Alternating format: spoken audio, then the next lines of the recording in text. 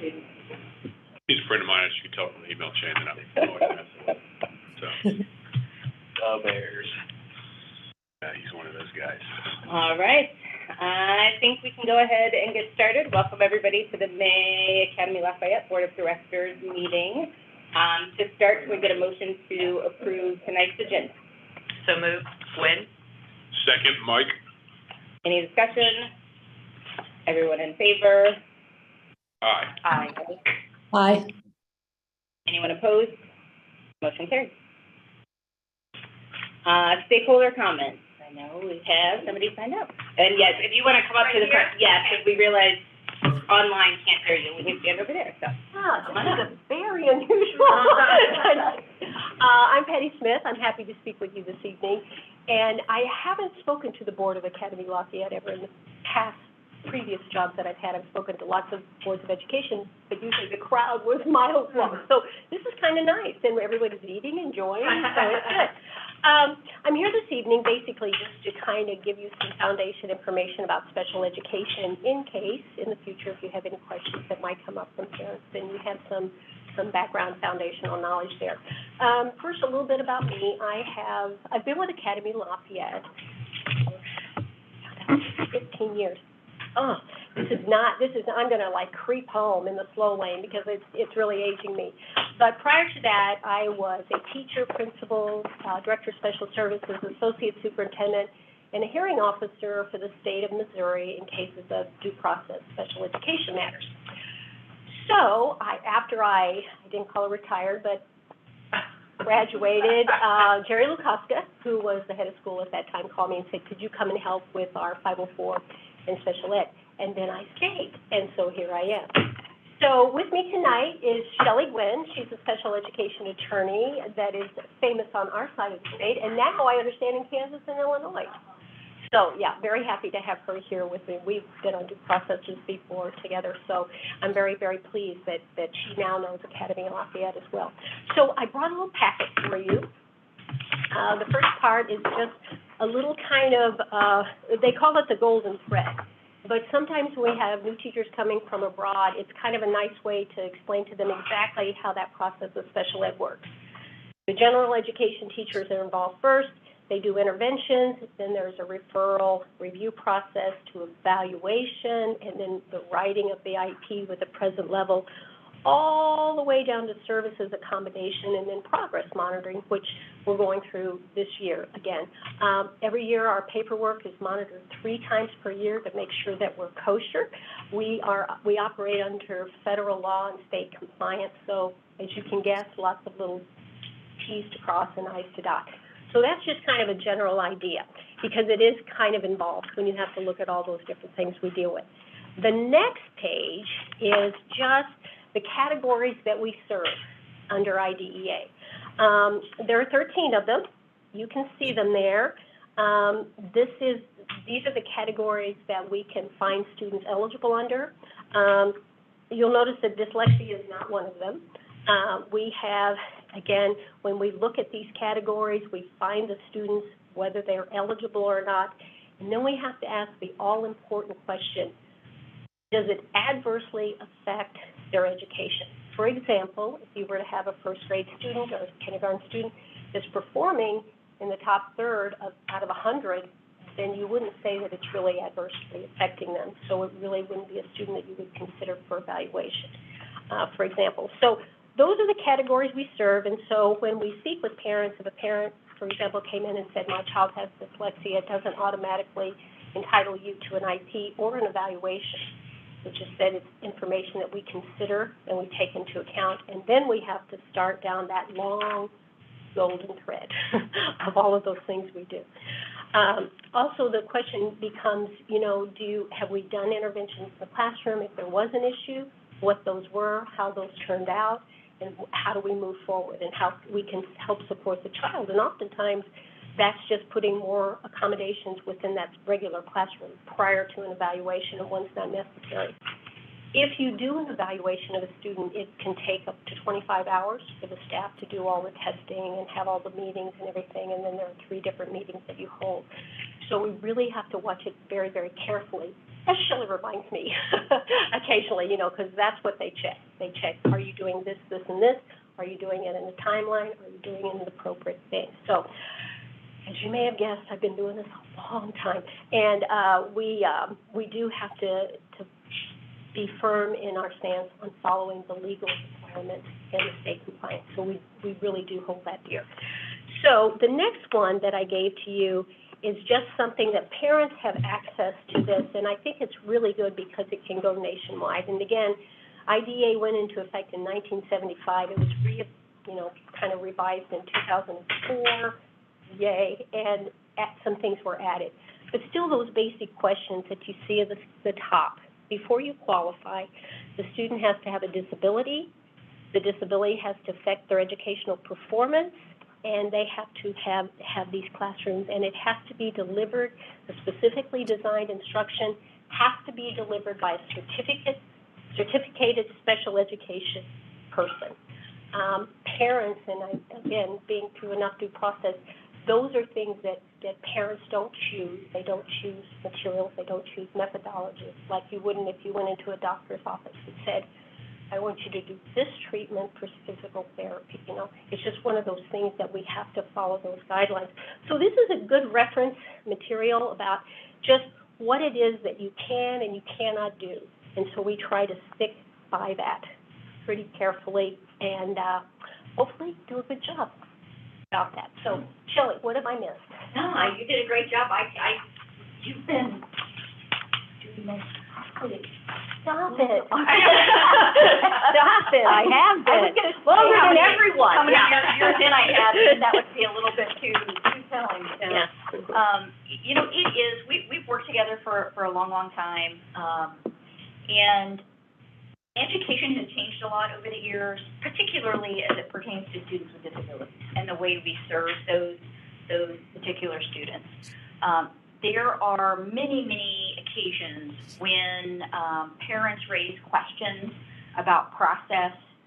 It can be frustrating, the steps that you have to go through in order to get from point A to point B. That's not uncommon. We do a lot of educating of here's what we're doing, but more importantly, why, because there is a reason for each step along the way. It only continues to increase. The issues that come up only continue to increase. Mm-hmm. I mean, I'll tell you right now, what we're dealing with nationwide when it comes to students with disabilities have to do with mental health and the increase in behaviors that we're seeing post-COVID. And so we see trends like that kind of cycle through, and it may cause us to adjust and do things a little bit differently, but it all has to be within the confines of the process that Patty just laid out. And I think it's important to note that we are a public school, so everyone is welcome. No one is ever turned away for any reason. The issue becomes like, okay, now why can't I change this curriculum? If you're enrolled in Académie Lafayette French Charter School, that's the curriculum. You can't just say, oh, I want everything in English, or I want tutoring during the day, or I want, for example, something to change. We can't do that because, as Mr. Emanuel knows, we have to follow the state guidelines just as everyone else does.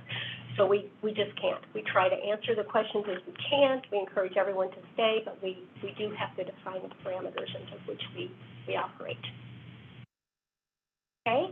All right, well, thank you so much for the presentation. I think I really appreciate it. I know one of our concerns of the board is always figuring out how do we make sure to provide the best support to all of our students, so it is helpful to have that background. And one other thing, one addition I would say, if we get a response from the reason Shelley's working tonight, if you get something from a parent that includes a legal statute or anything, that's when attorneys become involved, because that's how the process works as well. Right. So that's what we do. All right, thank you very much. Thank you. Oh, I didn't notice. Thank you for turning your camera around. All right, next up, can I get a motion to approve the April 10th minutes? I have a quick thing on the minutes. We did not get the name of the parent that talked about the special ed at the last season, so we just need to add his name, Adam Miller, to that. So just with Thank you. Yep. Right, with the revision, couldn't come up with a word. Revision from Michelle, can I get a motion to approve? So moved. Mike?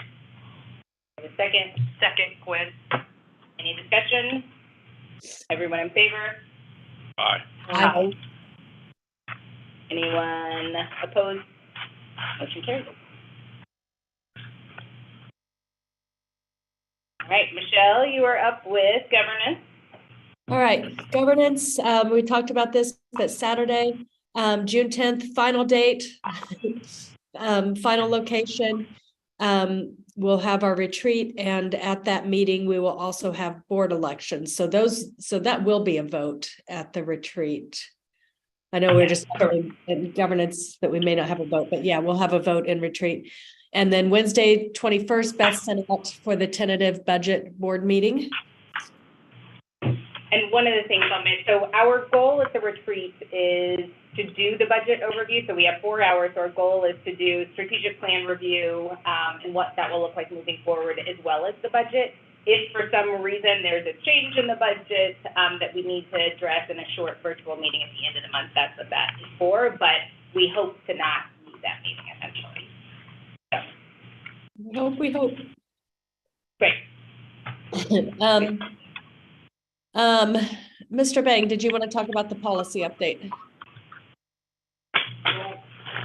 There's none. There's not? There's still some work to do with Dana.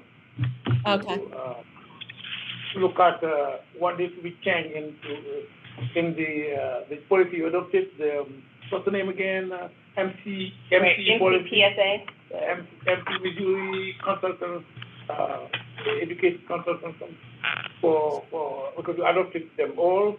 We need to look at what needs to be changed. There's already some changes made, and not really the change in restraint and seclusion and restraint that we adopted sometime in November, I think. So. And I think one of the challenges was our policies had gotten so messy that we wanted just sort of a clean slate to start with and then make revisions that they're working on now, which we still need on the website to make sure people can see the current version. For instance, the public comments also has to be revised because the one on that policy is not, does not include certain requirements. Okay, so we'll move that to the future. And then, So put it as in the website and as we do the change or I would, because that's what's approved. So it is as is that are our current policies, and then we will update them as we have individual ones, but that's our current policy, so that's what should be on the website. and the other thing is, I mentioned in the last meeting, bylaws, and I'd have those out to you. And then Beth and I were just talking, and I realized I need to have Dana look at those before I have them out to you. So Dana, I'll have our bylaw updates with the changes tracked over to you. And then we have our potential new board member that we interviewed. And Beth, do you want to talk about Samuel a little bit? Since Yeah, my so notes on this. He is a current Oak parent. I think his child is in 2nd grade right now. He is a faculty member at UMKC. He is from France, and so he is a native French speaker. He's been deeply involved in Senate governance, sort of faculty governance for UMKC. So I think he has an interesting background. I think one of the things that we were talking about in regards to new parents wanting to join, if they should first serve on a committee, which we were thinking governance committee, that is definitely his background. If new potential members should first serve on a committee for a few months to get a feel for what does the work of the board look like, to make sure, one, they have the time commitment and understand what they're committing to, essentially. And so I think it was a question that we were curious about from the board, if that is something we should try to do when possible, or and we'll also send you all, he completed a board candidate form, a resume, those kinds of things. So we'll send that to you all to just get more information about him. But thoughts on process for adding new potential board members that have skills that we're looking for?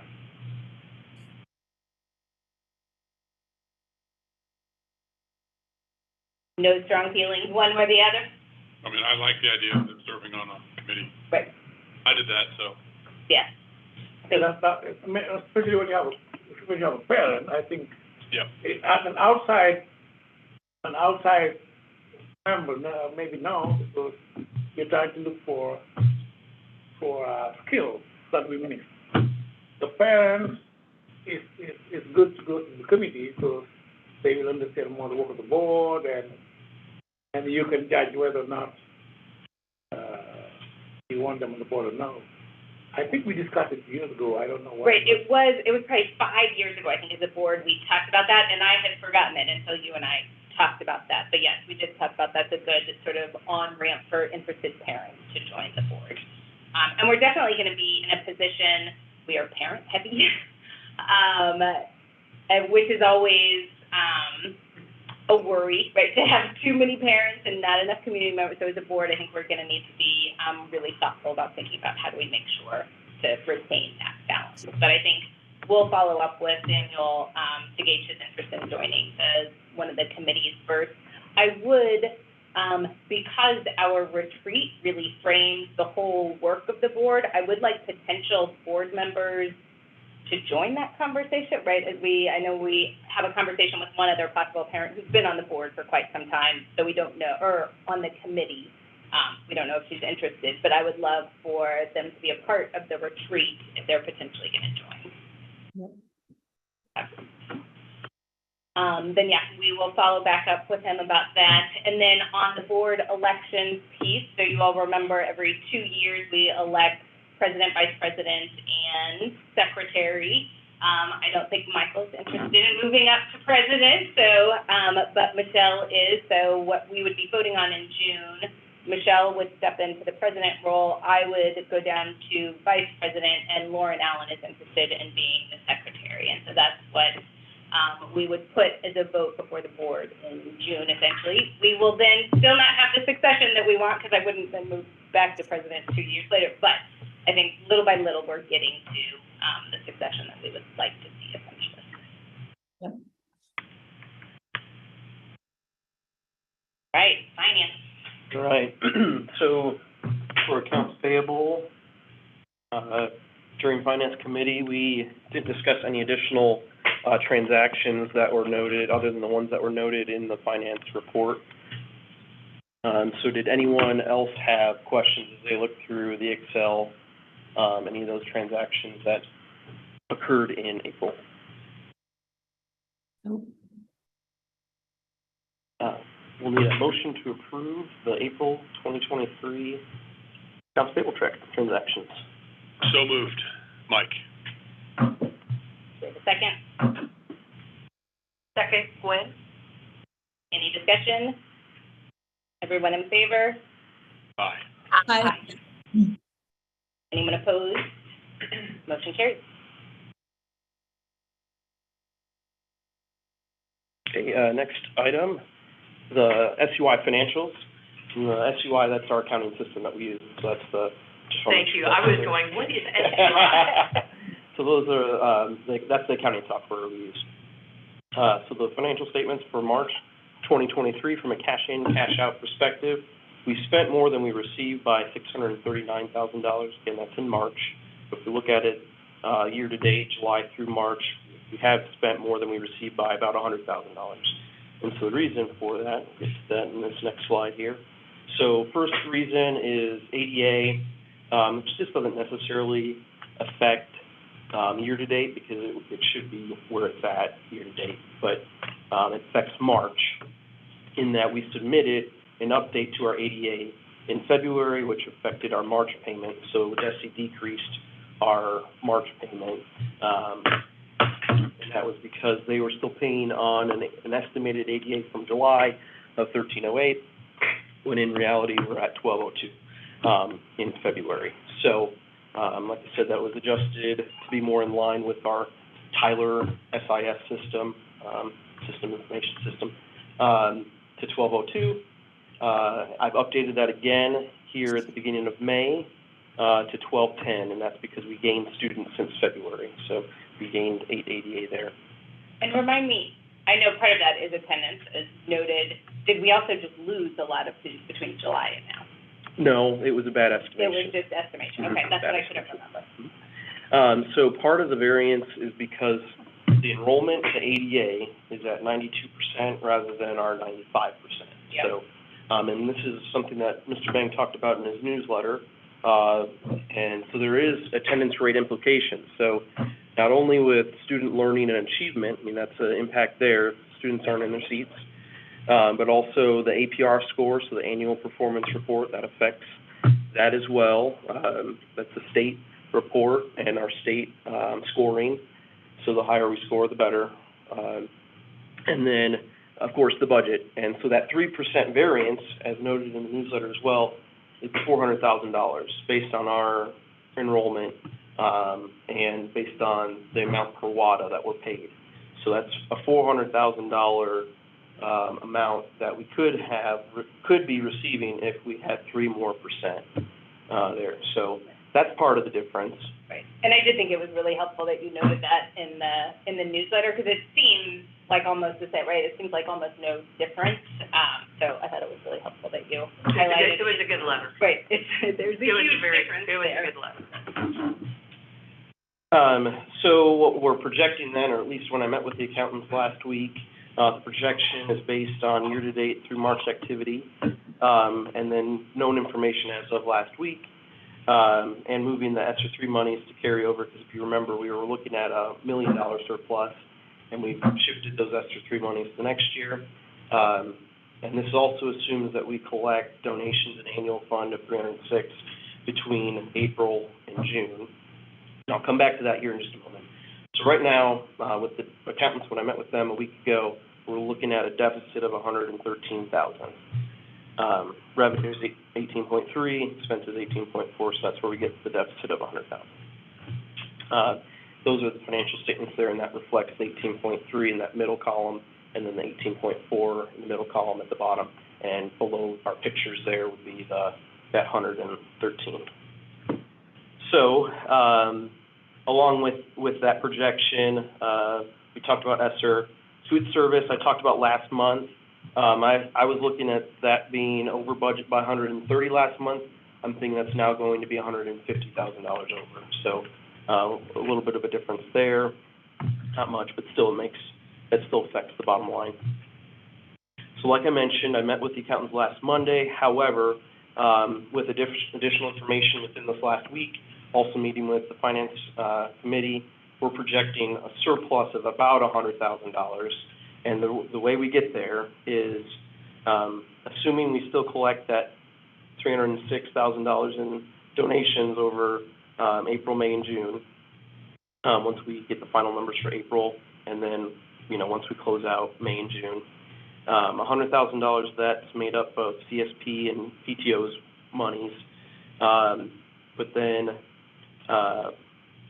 we did receive in April, so I went through all the deposits that we had for April, and for Musketeer March, we brought in $90,000, so that comes off of that $306 that we needed to make. So then we're down closer to about $200,000 that we need to meet. EIP brought in an additional $33,000 between April through yesterday, so that also brings that $200,000 that we need down a little bit more, so 170 about. And that 33,000 includes sort of the event, so that's what Correct. we anticipate. Yes. Yeah. And so this graphic here, this is annual funding. It'll be a little bit easier to stand up here. So this far left column is the budget, okay? So we budgeted 120 about for EIP, Generations Day 7, Musketeer March 13, and then other annual fund and raffle stuff, 320. So totals, 360 is what we budgeted for those annual fund EIP items.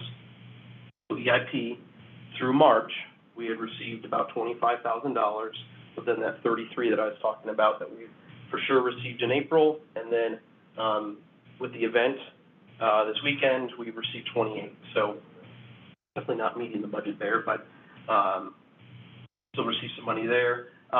Then Generations Day, we ended up over budget, so we had a little extra funds there. And then Musketeer March, we landed quite a bit over budget, so that's great.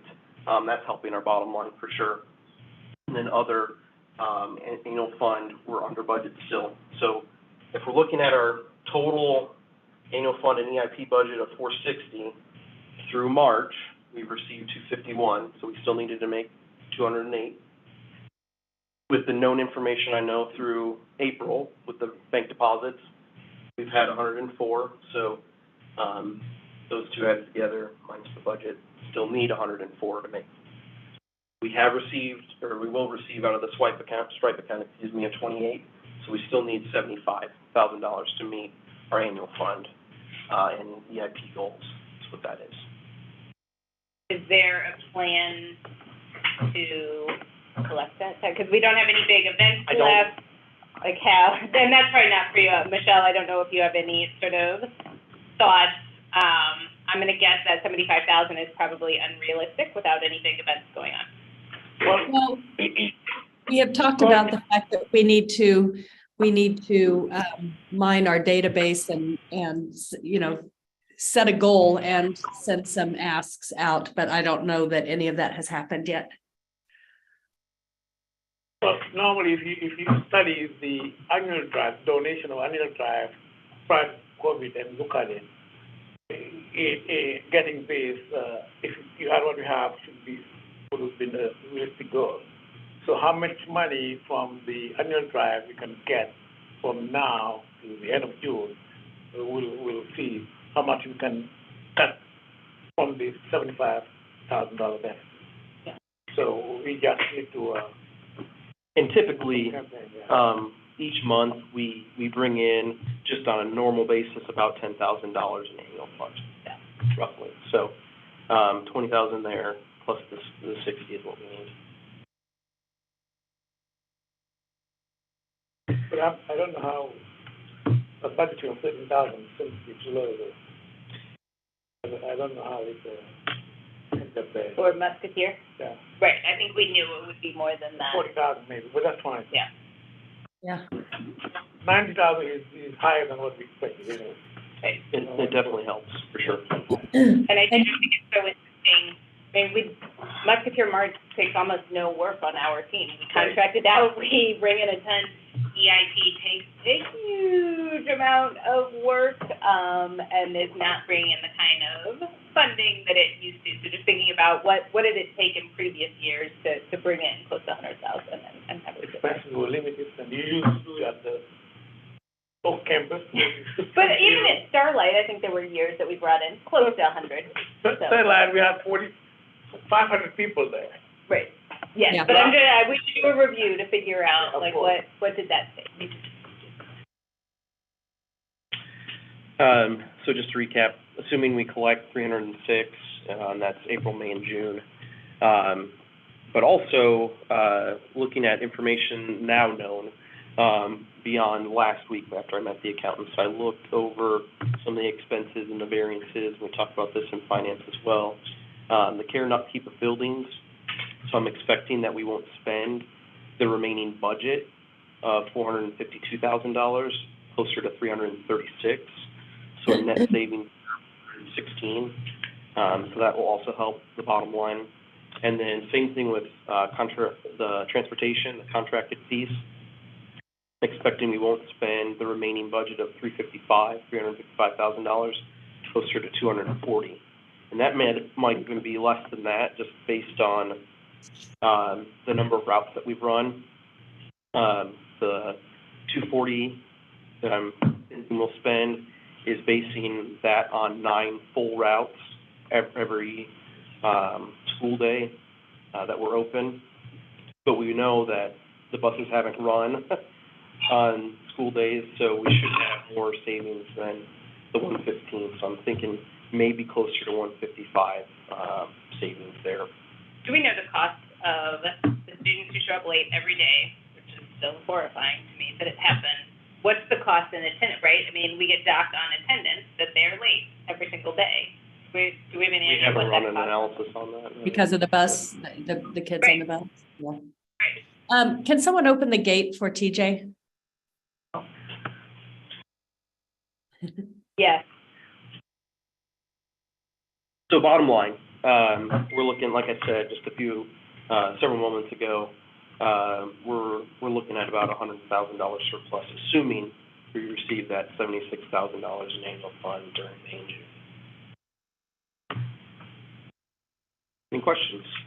I saw something about the music room being far over budget. What is that about, and is that on this year or next year?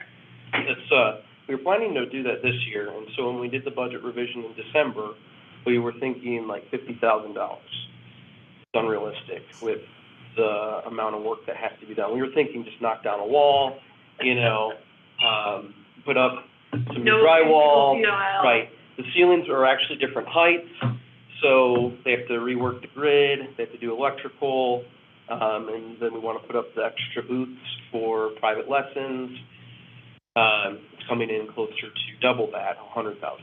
And so we're planning to push that to next fiscal year. That's the maintenance. But we're moving forward. We're telling Tim to move forward with the proposal and give us a final proposal on that. I know we already have a deficit for next year. Yeah. So we'll need to think more about funding. Manage and cut. Yeah. Any other questions?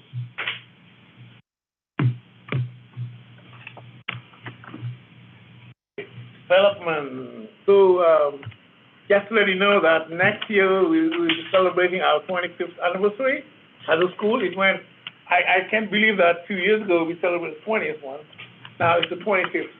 And the great thing about the 25th is it coincides with being a pre-K-12 grade, I mean full complete cycle, and we will be graduating our first high school. So I think we need to see how we're going to celebrate it. I'm glad that our founder is here, and it would be an amazing honor, you know, to celebrate this school with all the people who have to make it happen. So I think that we need to probably start with development committee, see how we can plan to make it happen. And I do think it'll be such an important time, which I talked with Pam and Harriet on Saturday night, about how to tell our story, our history, because I think we've lost a lot of our history. Our current families don't necessarily know how we got to where we are. So I think it'll be a really important time to have a solid story to tell, and seeing the way you all tried to tell the story of the teachers at EIP, which I love that you were trying to sort of bring in their background and who they are. Hey, TJ.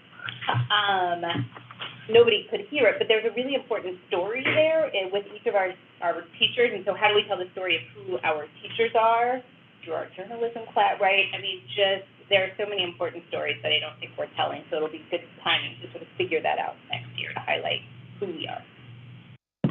Good. And Harriet made me promise to ask about so we have a student who got a 34 on the ACT. Which is, that in itself is it, right? So you can tell her, I mentioned it.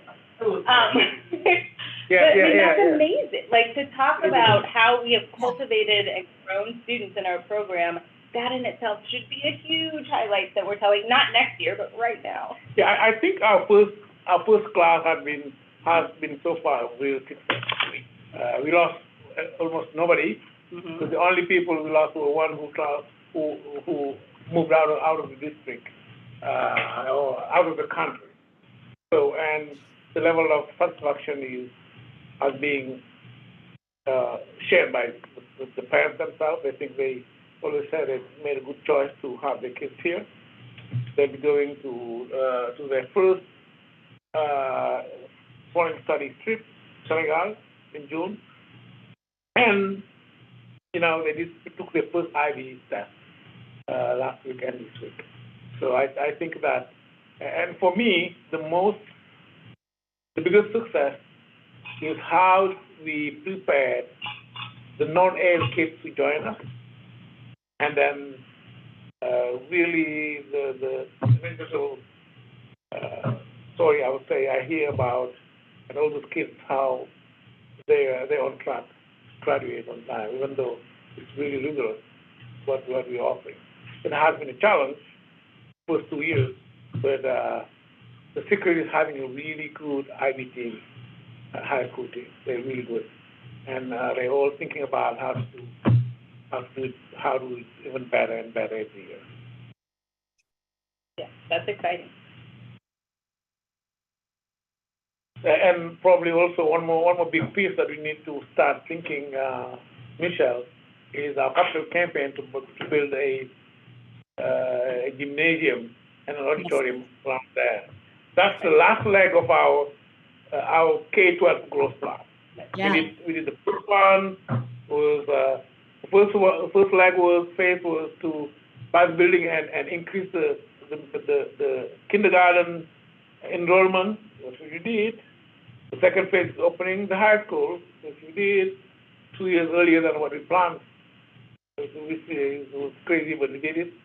And the last one is building this wing for gymnasium and auditorium. I think that we need to start planning for the capital campaign and getting back to our donors and let them know how well we managed the money they gave us and to help us get to the finishing line. Yes. I do think it's great timing to launch it next year. I do worry, looking at where we think the deficit already is, that right? How do you launch your capital campaign with the but so I think we just have to figure that out, how to do those at the same time, so we don't hurt ourselves on the regular fundraising that we need to do just to. Well, that's going to be, we will need to think about it and get a consultant to help us. Right. Yeah. But I think that pairing it with the 25th anniversary is a great thing we're doing. I think it might be a good opportunity. Right, I agree. I think it's a great opportunity. It just worries me a little bit.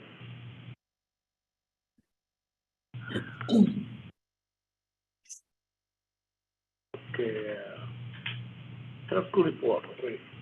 Staff recognition going through the academic program and late start Saturday, Wednesday. The staff recognition for Cherry, first grade teacher Edward Zambimana, for his representation of AL with his cultural representation to the staff and students at KCI, Kansas City International Academy.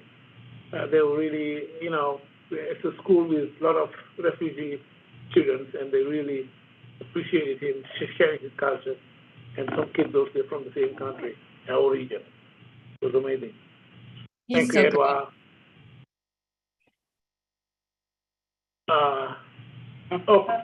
Of recognition, we have the two founders, Madam Catherine DeForce and Madam Sandrine Molinengo. Together, Madam Catherine DeForce and Sandrine Molinengo have spent 48 years at Académie Lafayette. They both embody the real spirit of a teacher, respect at Académie Lafayette. Love and care for students, professional immersion teaching, collaboration with colleagues, accountability, academic success. Thank you to Catherine and Sandrine. That is amazing. Yeah. Wow. And the third one is Muriel, who's here. Muriel DeBlay, who's here. Great science teacher too. So she's in seventh grade this year. Science here. Okay, this is the ARMOUR one. You can recognize Académie Lafayette International High School Theater Department, led by Kate Upshur. In the words of Lauren Yanivish, the high school journalist, who penned the review of our town, they performed it 3 times, and 3 times they got a standing ovation. This statement accurately captures the overwhelming response of the audience to last weekend performances and this very moving and brilliant executed play by Académie Lafayette International High School and some middle school theater students. The range and depth of the characters, the flawless and natural delivery of the lines brought Crowell's town to life and made it familiar to all in the audience. The poignance and of the narrative touched hearts and inspired laughter, cheers making us feel at home in Crowell's town.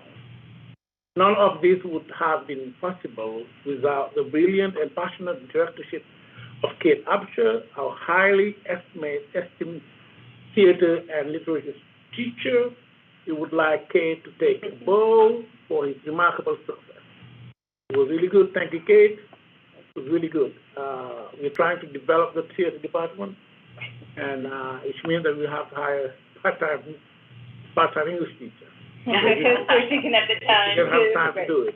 We have the room, and I think that, as I said, I think we talked about for the music room, we invest heavily on the STEM department, science, technology, and so on. We're moving to the art spot. We have a great visual art room. We're building a great music room and a great theater so that kids have choices to do what they do. That is great to hear. I forgot to ask, where did they perform though? What do you mean? Where was the performance held? Was it? Oh, I feel like there's nowhere to. I was there, that's why. No, Maya was there. I saw the Yes, car. I was out saw of town, but Maya It was it's great. However, I think that, again, we need to invest a little bit on cameras for people to hear better. Yeah. Because I think it should go beyond the high school. We need to have a tradition of theater in middle and elementary. I talked to her about how to help teachers, because we're teaching language French, theater in French, and inviting parents would be a good dream to accomplish. Yes, that is awesome.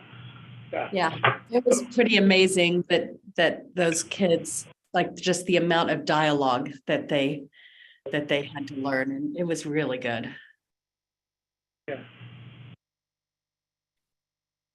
Okay, this one, recognizing the Evening in Paris team, we see Liptat and all the Evening in Paris committee, the teachers and the staff volunteers who decided to come and showcase their culture and showcase things. Again, thank you very much.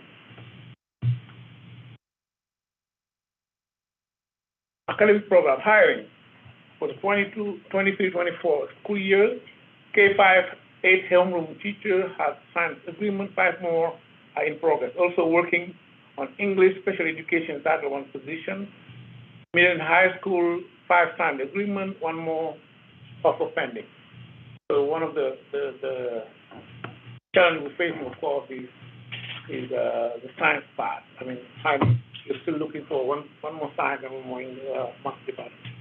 So we have candidates, but that's hard. The whole country is looking for the same thing. But yeah, I know. So, math testing started May 1st, and the very first International Baccalaureate Diploma Program assessment happened on Friday and Monday. Environmental System and Society. We taught in French, by the way. It's a French course they took. It's the 11th grade. They took the test for IB, and it's an interesting thing. As we were planning and we got a visitor, IB sent somebody and a surprise visit just to check whether we respect the criteria or the condition of testing. Oh, wow. From Florida. The lady came here just before we started the test, sit down and look at all the planning and getting inside, because they want to know if the tests were kept, whether they kept, remember what safe and the condition of testing. At the end, she left. That is right. And remind me, who grades the IB test? Sent to them. Right, I mean, there's like a central location, so it's not even graded by our No. team. I mean, they take this very seriously. Very serious. It started. It's everywhere. So next year, of course, we'll do the higher level, some standard level, more testing for the 12th grade. And all of our students, even those who didn't go through AL, are doing the full sort of. Not the full, but at least they need to take the IB course. They need to take one. Yeah, English is everyone. I want everybody to at least do one English course. But I think 50% of our students are taking the full IB, which is high, very high. In most schools, it's 10% maybe. Right. It's a tiny percentage. Oak and Cherry are preparing for the Children Cultural. Let's move this aside. May 22nd and 23rd. And I know for space reasons, parents can't come. Will we do anything to record it? Like, will they be able to see it? Because it's such a cool thing that the teachers do. I see Heather saying yes. So I do think it's fun for them to see how that's put on. But it's good for them to come in the building. I don't know how we're going to organize it.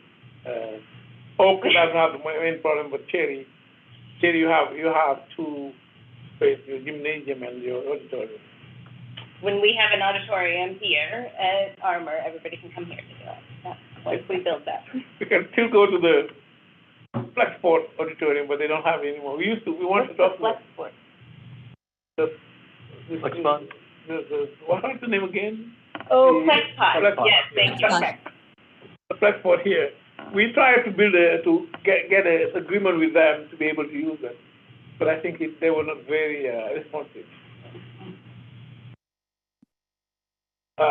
academic program also. The fifth graders from both buildings are going on an overnight camping trip to Wildwood. Oh, good, we haven't done that in a We haven't while. done it in a while, and it will be a good way for them to meet at least together one night, because they're still having 2 days, but they will have 1 day where they can meet together. I'm glad we're able to do that again. Thank you, PTO, for helping fund this great program. The new playground equipment at Cherry scheduled for delivery on May 20th to be installed the first week of summer school. And teacher appreciation is now this week, and the board is planning something also. I think that we good to appreciate the great thing our teachers are doing. Thank you so much. I was planning, so on Friday, I was just gonna bring, I think, whatever the principals told me they were interested in for their treats on Friday. So I'm gonna send out a Venmo for anybody that wants to contribute just to buy, treats for the teachers, just to say thank you from the board. They know we appreciate it. So this is incoming enrollment at this point. So far, we're on track based on our budget, but we don't know what we have until school starts. So we have 1,100 K5, which is bigger than any school here in town, any charter school in town is K5. Right. I know that Guadalupe is still bigger than us, it's still bigger than us. So Cherry enrollment would be 474 and Oak 527. We still have some room in the kindergarten class. First grade seems to be high. 6th to 12th grade, 402 for ARMOUR. Next year we'll have 5th to 6th grade, but in a year or so, we'll have to move 6th grade and 7th, 6th grade, because the growth is coming, it's already hitting ARMOUR. I know for 9th grade, at some point we have to, in June, lift the cap, because the cap we voted for was 45, 9th grade, so we're now at 49, which means that we'll have to lift the cap and make it a 50 maybe for next year. And that includes, current students who say they plan to stay and outside students who turn in an application. We planned for a 30, 50. Now we are 40, 49. There are more students here that plan to say that we anticipate. Which is a good problem to have. It's a good problem. Right, that's the problem we want. So back when you, pre-pandemic, when you opened the high school, what was your, budgeted number of students for the first full school? Are we close to what we were at, or? You know? For what do you mean? Like when it was full, like when it was 9 to 12? Not half of it. Half. Because remember, our first year when we budgeted, we thought we would have 45 students. We have 22, and we have got the high. So for this year, when we budgeted pre-pandemic, we were thinking we would have 69th grade. We're getting closer. But it turned out to be fine, because we have time to build our culture. I don't know if you will hear, no, maybe not. When we started the planning, Kaufman Egnor, who consultant who came to talk about it, advised the board to take one class only as a pilot program. Looks like that's what we do. That's what we kind of did, because it helped us minimize the risk and then understand what's going on. So this is good. But I think at the end of the day, once you graduate your first class and with the success we're knowing, people will middle class parents will more trust us. Right. And we really want to be in the next few years the top or one of the top high schools. Results. Right. Families don't want to take a chance. They want to see that it works, and then they'll send their kids. So we can do that. Already having 50% taking Ivy, full Ivy is a great story. It's not the case with most high schools. And the story about what kids are going to do, what their plans are, that always is a biggie too. Right, yes. summer school is at point higher than what we planned for. I mean, we have now 800 and something total for K-5 only, and for middle school we have 161, and this is not counting high school because we offer always mathematics for high school students. So it's around 970 something, 79 at this point. I think we still have a witness because some parents enrolled after the deadline. So remind me, summer school half day? No, full day. It is full day. Full day, 5 weeks, or 4.5 weeks. Monday through Friday. 5 weeks, Yep. 5 weeks, yeah. Kind of. So it looks like it's coming along very well now, but you know we need to see at the end how many ADAs we're going to have. Right, So and this I know, is- I mean, I think that's another important thing for a newsletter to highlight is parents treat summer school as just kind of daycare, go when you feel like it, don't when you don't, but then we have budget issues as far as not getting the funding, not being able to sort of, bring in the budget. So I know it helps to make sure parents understand if you signed up, this is still school, it's not just like willy-nilly. So this one I shared with you, we introduced the conversation at the last meeting. I wanted to bring it back again so that you know how it looks like, and then for a final decision in June. And it will be discussed again at the Conseil d'école this week. So we were planning to send a letter to parents, inform them about this today. I will do it tomorrow because we don't want to have any surprise that the parents know exactly what we're thinking of doing, planning. We may or may not do it, but I think that is a good way to do it. It's part of giving our teachers more better working conditions. You know, some districts move to 4 days for the teachers.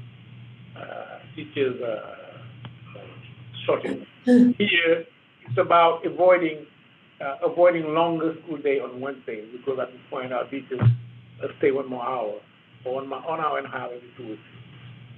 So I don't know, Gwen, when you in your high school, did you have after school? No. No, okay. And I'm just going to tell you, this is a home run. Yeah. I mean, I'm just thinking of all the conversations that we've had about supporting teachers, professional development. I mean, I just think people are way better in the morning than after a full day of teaching. This is like a really good thing.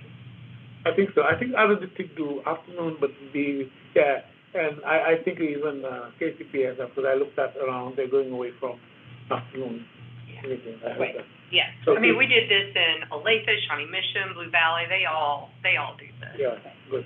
And I know you were gonna look to see, are there before care options, which has come up just in regards to busing in general. If we can start school earlier, fewer parents need busing services, and when we start late, have you started to look into, like, is there anybody that we could contract with to sort of help with before school? Well, I'll try to make sure to get as much information as possible before, at least before our Conseil d'école meeting, which is Thursday, because people want to know Right. about that, and then the board meeting.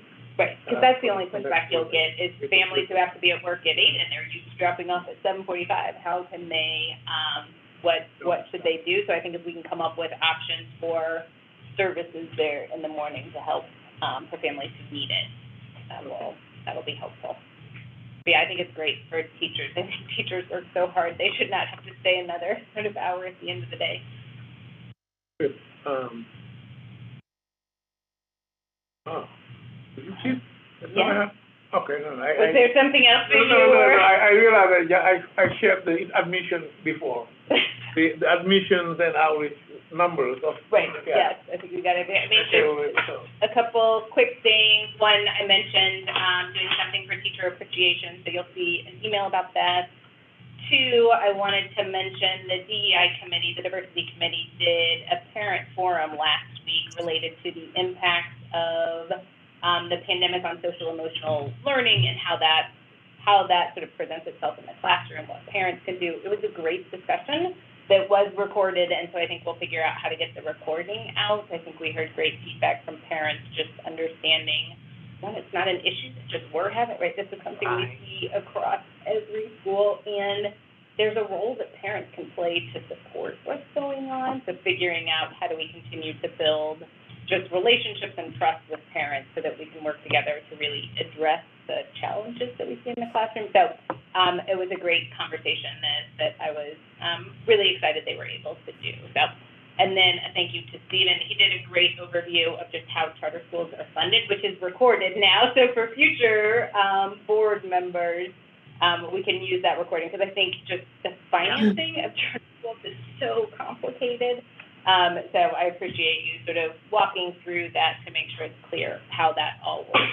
And it's probably helpful for all of us, every couple years, just to rewatch that to remind ourselves. Like, we see the finance reports each month, but just remembering how all of these moving parts come together, I think is important. So, Beth, where does that recording live? So nowhere yet. It's in my email. So I'm going to add it to our key documents folder, so that we all have access to that. So, but right now it's just in my email. Can we put it on the website or on the YouTube page? Oh, that's a good idea. That way we can link it to parent on newsletters. We can. Yes. Right. I don't know, Stephen, do you want your face out there that wide? It's already out there. Let's go. I think Put it on that's a YouTube. great idea. Wait, it is a great idea, because it is so complicated. I don't think most people understand how all of this works to fund our schools. So, and I think that was it. Any other final thoughts, questions? This Right, may have look been at the most efficient, everybody. That's the most great. efficient board meeting ever. Great, yes. Beautiful. All right. Have a good evening, everyone. I Have a good evening. Thanks.